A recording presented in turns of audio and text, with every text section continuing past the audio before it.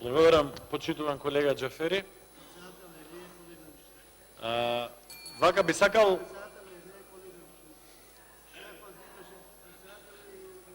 Ама времето ми отиде, вака. Може да почнем одма.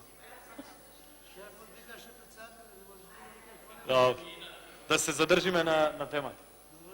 Вратете се на темата, господине Џафери. Да. Дозволете. Значи, јас би сакал да искористам оваа прилика со една реплика на господинот Минов, кој што и тој активно беше вклучен во овој закон, да посочам дека овој начин на кој што треба да се однесува Собранието на Република Македонија. Значи, сакам да го пофалам министерот за транспорт и врски, како го третираше овој закон, за нервите кои што ги покажа, за разбирањето кој што го покажа спрема пратениците и спрема експертите.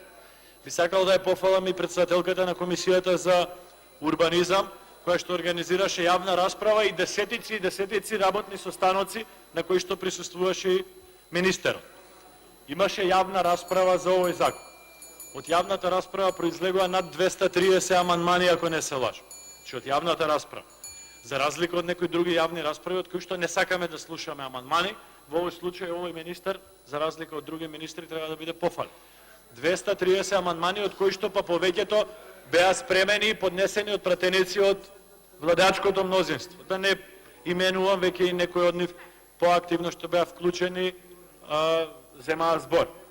Значи, кога Собранието би работело на сите законски текстови на овој начин, предвидливоста за одлуките ќе биде многу појасна и за граѓаните, и за бизнис секторот, и за сите инвеститори, невладини организации и така натаму. Од друга страна, ќе се испитуваат експертите. Ние сега, за не цела минута, ќе гласаме едногласно закон, за кој што ни било тешко како собрание да се усогласиме, поминале 8 месеци, но во тие 8 месеци и Министерството, и Собранието, и Комисијата ги известувале тековно сите експерти и сите заинтересирани страни.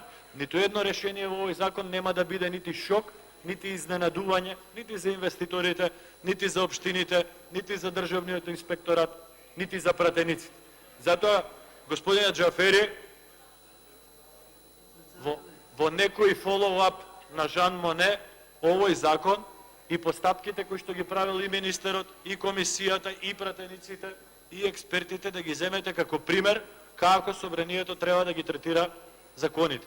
Посебно оние закони кои што се во редовна постапка и оставаат простор за ваков однос. Максимално одговорен. Кога требало да критикувам, сум критикувал, денеска мислам дека и министерот и Собранието заслужуваат похвала. Благодарам.